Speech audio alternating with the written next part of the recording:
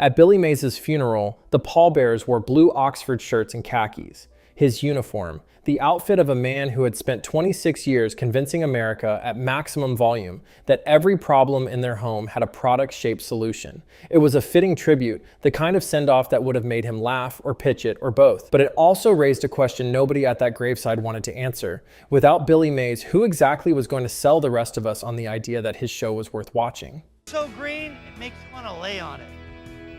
Don't sex it up. It looks like something out of Play-Doh. Because that's the thing nobody tells you about Pitchmen.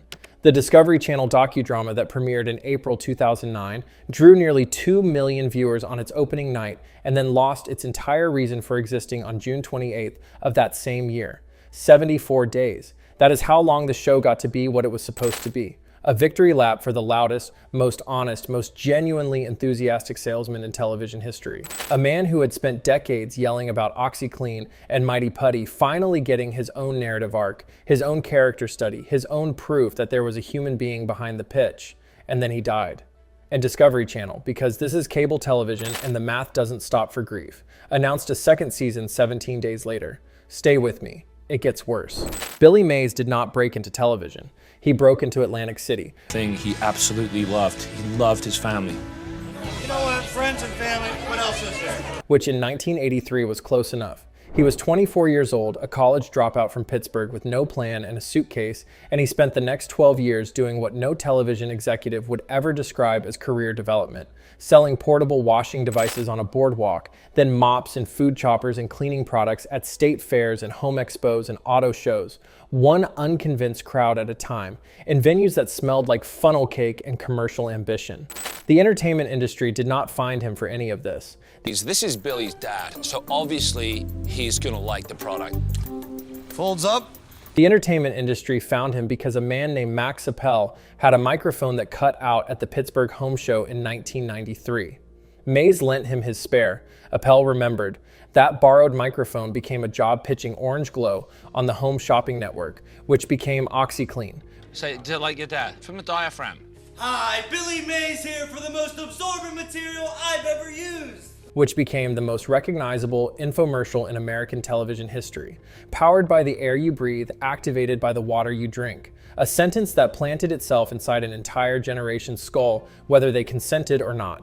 What separated Mays from every other person who had ever aimed a camera at a cleaning product was that he believed in what he sold, which sounds unremarkable until you spend 10 minutes watching late-night infomercials and realize it is genuinely the rarest quality in the medium. My grandmother, she never saw me work, but I did out in the yard. She was so sick. Audiences sense the difference without being able to explain it. PR agent Marion Salzman told CNN he was Burt Reynolds in a next-door neighbor format. Telebrand's CEO Ajay Kubani called his impact on direct response television something that cannot be overestimated or easily replaced. Kubani said that after Mays died, Right. Here's how to order. Here's how to order. Here's how to order. Here's how to order.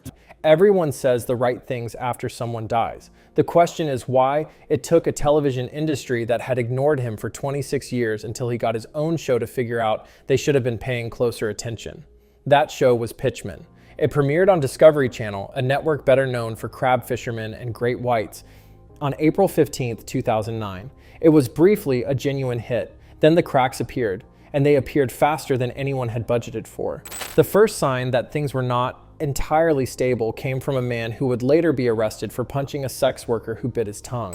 His name was Vince Offer. He sold the ShamWow, a super absorbent towel that looked, to the untrained eye, suspiciously similar to a product Billy Mays had already been pitching for 2 years, called the Zorbies.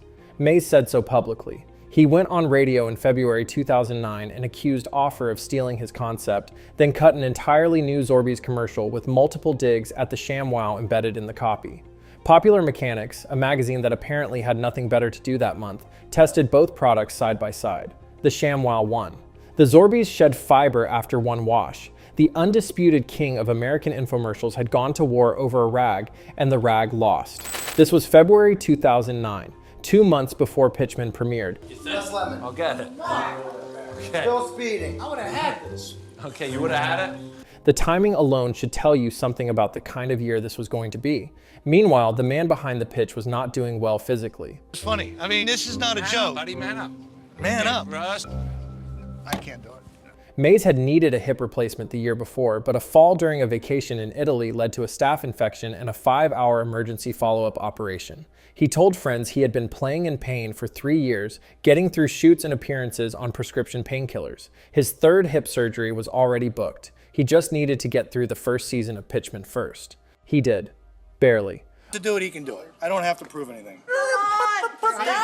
I'm not saying anything. On June 26, 2009, 4 days before the season finale was due to air, Billy Mays boarded a U.S. Airways flight from Philadelphia to Tampa. On landing, the aircraft blew out its front tires. Overhead compartments burst open. Luggage fell. Mays told local reporters he may have been struck on the head. "But I got a hard head," he said. He went home. He was scheduled for surgery the following morning. He never made it. On June 28, 2009, his wife Deborah found him unresponsive in their Tampa apartment. He was 50 years old. The preliminary cause of death was heart disease. The season finale aired 3 days later, edited to close with a tribute. Discovery changed their on-screen watermark to feature his face. They ran an all-day episode marathon, and then, 17 days after his death, before the grief had finished settling, Discovery announced a second season. The public response to losing Mays was genuinely enormous. He had become, without anyone quite noticing when it happened, a full cultural institution. South Park immortalized him 4 months later in an episode called Dead Celebrity, in which his ghost haunts a purgatorial airplane and refuses to stop selling products to the other dead, screaming infomercials at Farrah Fawcett, threatening Patrick Swayze with physical violence. Hi, Billy Mays here for the Little Country Handy Pillow. Are you tired of sitting in limbo? Lost somewhere between planes of existence? Well, now there's a product that can help you. Somebody shut his... This is bad enough without having to constantly listen to you try and sell your stupid crap, Maze. With just 2 easy steps, I can climb over these seats and kick you right in the fucking butt. Pitching Chipotle to anyone who would listen. Billy Mays III called the episode tasteful. He was not wrong. It was, in some ways, the most honest tribute anyone made, because the joke was that Billy Mays could not stop pitching even in death. And the tragedy, as it turned out, was that Discovery Channel felt exactly the same way about his show. Then came August 7th, 2009. Dude, are you okay? You can't. The Hillsborough County Medical Examiner released the full toxicology report. Cocaine metabolites were present in Mays' system. The examiner concluded he had used cocaine in the days before his death, and that cocaine use had caused or contributed to the development of his heart disease. Also found in his system, oxycodone, hydrocodone, tramadol, Xanax, Valium, and alcohol. His family called the cocaine finding speculative and described themselves as totally unaware of any non-prescription drug usage. Friends. I'll carry you. There's only one set of footprints here. They commissioned an independent autopsy from Dr. William Mannion, who concluded cocaine was not the cause of death and found no evidence of long-term use. The two reports contradicted each other, and no definitive answer was ever reached publicly. The headlines ran anyway, and Billy Mays spent the summer of 2009 being eulogized for OxyClean and investigated for cocaine, which is a sentence that contains more irony than any single human life should reasonably be asked to carry. And then came the second season. Anthony Sullivan had initially wanted to stop everything. By his own account, he was devastated and spent the days after the funeral considering shutting down his production company entirely. But he organized a conference call with more than 30 people who still had commercial contracts with Mays outstanding. And the message from that call was unanimous. Billy would have wanted the show to go on. So it went on. Billy Mays III joined the production in a supporting capacity. Sullivan became the sole on-screen lead. The second season premiered on August 19, 2010, more than a year after Mays died, and the viewership was so low that Discovery pulled it from its regular Thursday night slot after just 2 episodes, without any public explanation. The remaining episodes were quietly completed and returned to the schedule in January 2011 in what is charitably described as a filler slot, with so little promotion that most people alive at the time still believe the show was canceled in 2009 and never came back. Yourself. I like to hear myself amplified. The final episode of Pitchmen aired on March 8, 2011. No announcement, no retrospective, no tribute, just the last episode dissolving off the schedule like a Zorbies in a washing machine. It was never designed to survive. And here's the part that should genuinely bother you. None of this was an accident. Here is what Pitchmen actually was, underneath the premise. It was a show about watching one specific man be exactly himself. Not a format, not a genre, not a concept that could be reproduced or transferred or handed down like a business. A man, one man, with a beard and a blue shirt and a voice that could rattle the fillings out of your back teeth, who happened to be the last person in American television who could sell you something and make you feel genuinely good about being sold to. That is not a show. That is a magic trick. Pete, he just fell out of a chair. And the first rule of magic is that once the audience knows how it works, it stops working entirely. Discovery Channel knew this on some level, because every decision they made after June 28, 2009 proves they understood the problem and chose to ignore it anyway. They brought in Billy Mays III, which is not a creative solution, it is a branding decision. The logic was essentially, the original product is discontinued, so we will try the store brand version and see if anyone notices. People notice.